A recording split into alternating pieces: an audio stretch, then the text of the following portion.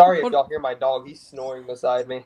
No, serious? Turn the camera over there. Let's look at the dog, man. He's right there snoring. Oh, was that German? What is that? No, he's a Belgian Malinois. Oh my gosh.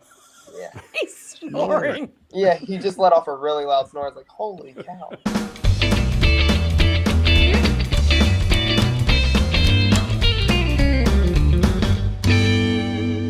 I like that T-shirt, dude. What is that? From your special stock? Yeah, this is my from my store. I make all my T-shirts and design them and all that good stuff. It's chandlersmithstore.com. You design your wow. Yeah, I do all my stuff. I do everything on my own. You know, as you go up and up and up through your career, you're going to need to hire people to do that because you're going to be way too busy, man. Yeah, I'm already too busy to be honest with you. So I've got a lot on my plate. Chandler Smith, your NASCAR Truck Series winner from Thursday night, Bristol, joining us here in the Freak Nation and Lucas Oil Studios. And Chandler, we were talking a little bit about this before going live with you, that you've had some people clamoring to interview you. Do you think if Thursday night's win in the Truck Series wasn't so freaking dramatic, you wouldn't be such a hot commodity? I mean, I think the story behind our win is pretty special. Definitely a lot of people inside the shop can tell you all week I've been talking about 2019 and how hard it is to win these races now. In 2019, I was in a position to win Bristol. Came down to a late race caution, and I gave Brett Moffitt, I felt like, too much room, and he ended up taking home the trophy, and I finished second. So all week I was talking about, if it comes down to that, I know what I'm going to do different this year, and came down to that. So it's pretty crazy. We were in a must-win situation to advance to the next round. So I think it's got a really good story behind it. Yes, exactly. What did you do against Sheldon Creed? I mean, you guys were bumping and banging, and it was so exciting to watch. But what in your head just clicked? What was that different thing that you did to make it work for you to get the checker flag? So honestly, realistically, I felt like we had the race-winning truck from the get-go. We just kept having problems. I kept driving up through the field, and I'd get up to like top five-ish, and then racing really hard with people. I was rolling outside on a bunch of those guys, and I kept getting damaged from somebody knocking another guy out of the way that's on my inside, and they'd hit my left front wheel opening, and I would always have a fender rub. So every single time that I would progress and get all the way to the front, we had to pit and go take tires and fix our damage and do it all over again. That happened 3 different times. So I knew from the get-go we had the race-winning truck. We just needed to get up to the front, and then we were going to execute.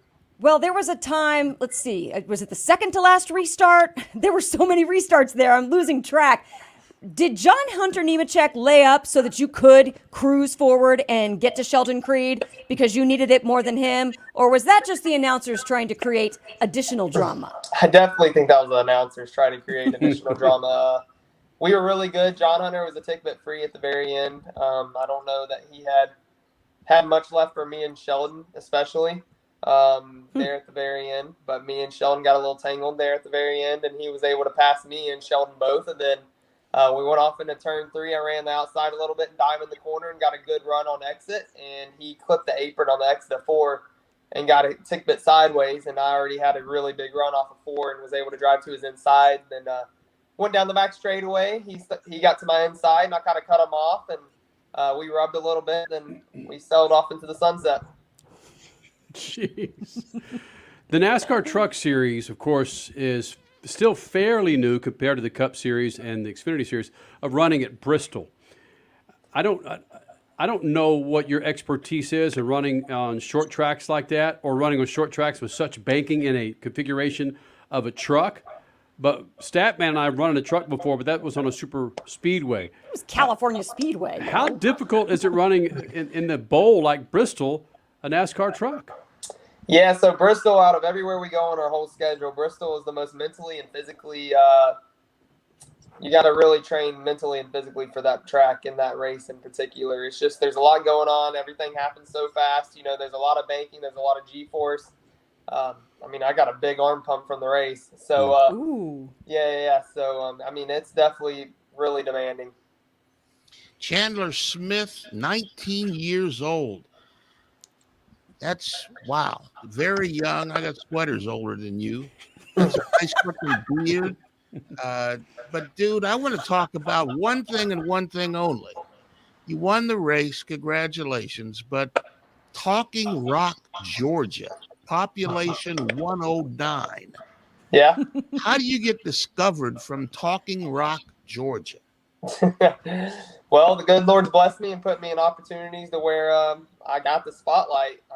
Toyota took me under their wing in 2000, well, when I was 13 to 14 years old, which is like 2016-ish, I want to say, somewhere around there. We had our own super late model team. I traveled all over the U.S., myself and my team, racing big super late model races. We were really good. We had a really strong team, and we were at the Winchester 400 battling Noah Gregson for the win with KBM there, and Toyota representatives having to be there that day, and I was only 13 years old. And Wait. You're 13 years old from a town with 109 people traveling all over the country. How many of those 109 people were on your team? You probably had most of the population. 0. Oh, 0. It was me, my dad, and a few. Let's see here. We had Bobby, Will, Ricky. We had about 3 or 4 extra guys.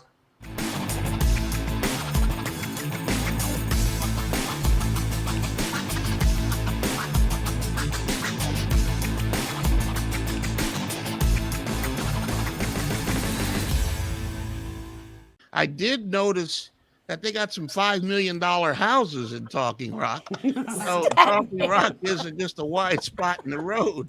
No, Talking it definitely Rock is got a wide money. spot in the road, bud. You should come through. It definitely is. Do you ever get back there for Heritage Days or whatever it's called? Yeah, I go back there and see my family every now and then when I get a chance. I've been busy ever since the start of, honestly, let's see here, April. I've been racing basically every single weekend since April, so I haven't ever really had a break. When you go to the diner in Talking Rock, do you get a special table? They have a special sandwich named for you? No, not quite yet. I don't think I'm that big. I don't think I'm that important Come yet. on, dude. You just won a race in Bristol, Tennessee. They make statues out of people like that. You ought to be able to get a bowl of soup in the local diner. Yeah, I suppose. All right, if you say so. I mean, we could go on. I could take the rest of it. I'd love Talking. When I saw that, I said, forget all the wins. That Talking Rock, Georgia, population 109. I mean, here's a So, dude, 19 years old, got a beard. I could never grow a beard like that. And believe me, I'm much older than 19. Woo! There's a mouthful for you, Chandler. Chandler Smith joining us here in the Lucas Oil Studios. And with this being your first win, who was the first person outside of the track that you got a message from congratulating you with your first win in the NASCAR Truck Series? oh Lord, I haven't even responded to all the messages yet. I think there was 400 messages I have to respond to. I've responded to about 200 of them, so I can't answer that question. whoa. That's a sign if you did something. If you have triple digit messages, that means you did something when it comes to racing, correct? Yeah, I'd like to say so. You've referenced arm pump, though, as being a side effect of racing at Bristol. Do you have a motocross background? That's, to me, when I hear arm pump, I think motocross or sometimes rally cars. I mean, do you have a background of that sort where you knew exactly what that felt like in your arms yesterday? No, but going back to my super late model days, there's some tracks like the Winchester 400 up in Winchester Speedway. It's got just as much banking as Bristol and is just as fast as Bristol, same size, and it's the same exact feeling. So, And that's not fun. I mean, that's serious pain. nah, that's not, it's fine. It's all good. It's part of it. A checkered flag, a trophy that takes it all away, makes it all Yeah, feel exactly. What time did you get to bed Thursday night, or did you? We didn't get home till 5:30 last night. What does a 19-year-old do? Because you're not legally supposed to drink. How does a 19-year-old party nowadays after a big win like that? I was never the party type growing up in high school or anything like that. I was always to myself, working with my crew and trying to better myself as just overall a person and a race car driver as well. So me and my wife, we celebrated a little bit on the way back home, and then when we got here, we kind of just been kicking it back, relaxing, and just taking it easy today.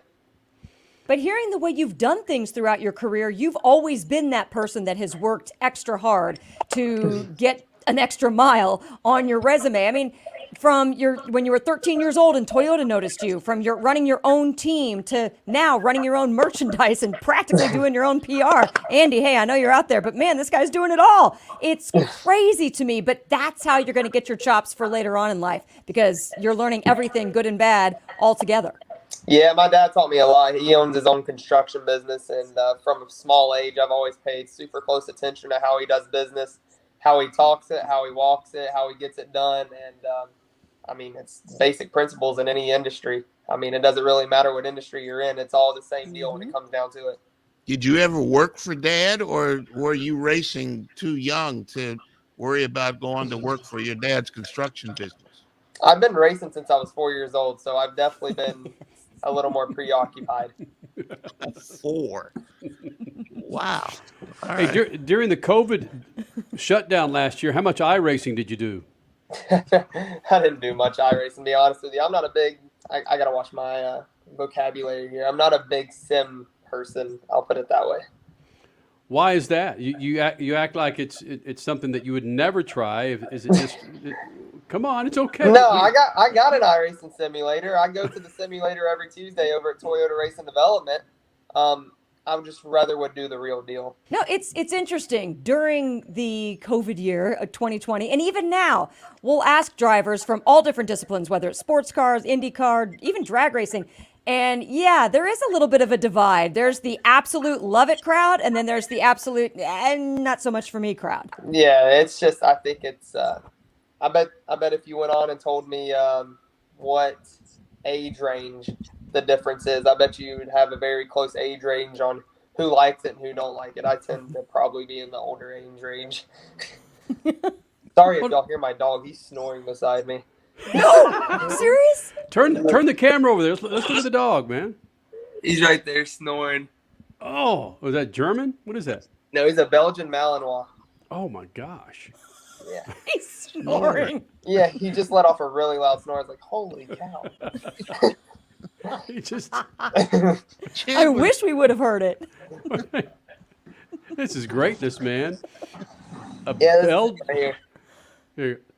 Yeah. Oh yeah. That's him. Hi, sweetie. That's beautiful. He's a good boy. He comes to all the races. He's been to 2 or 3 NASCAR races. He's been to basically every super late model race ever since. He's only a year and 5 months. So. What's his He name? looked at us. Simba. He looked at us like, and you got a problem with this? He's Another day. sassy, dude. He is sassy. What's he like at the racetrack? Does he go to Victory Lane? Does he like Victory Lane? Does he like the loves noise? it. Okay. We so this last weekend I raced the super late model race at Tri-County, and he was there, and I won that race. And growing up, I had a childhood dog I grew up with. Me and her were just a month or 2 apart in age, and she was a little wiener dog. And she always came to the races with me, and we always, every time I won, had a tradition. I'd put her on top of the race car and take a picture with her. So we lost her 2 years ago, and he's kind of filled that void now. So we kind of recreated that picture this past weekekend. That's badass. Cool. Simba. Has your buddy John Hunter Nemechek met him? No, I don't think he's met him. Well, right now you got another Smith in front of you in the NASCAR Truck Series point standings. Maybe Zane needs to meet Simba.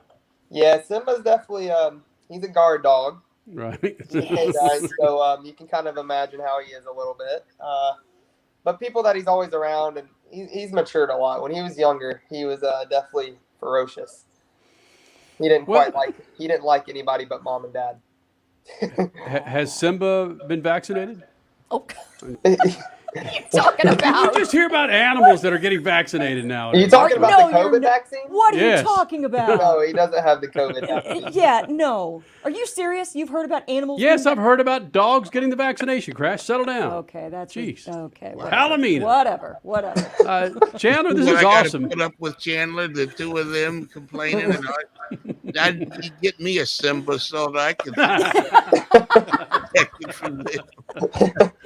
Yes. Oh, well, buddy, good luck to you, man. This is awesome. Next time you win, we'll get you back in here. We'll work with Andy by Heck getting you yeah, back this in is Freak fun. Nation. All right, man? Awesome. Cool. Y'all take Go it easy, all enjoy. right? Taking care of your car is a responsibility. It ensures the long life of your car and its expensive components. That's why Lucas Oil takes automotive protection so seriously. Lucas heavy-duty oil stabilizer bonds with motor oil to shield engines from heat and wear. So take pride in caring for your car and pass that pride and knowledge to the next generation for years of smooth, reliable driving on the long road ahead. Trust Lucas Oil. It works.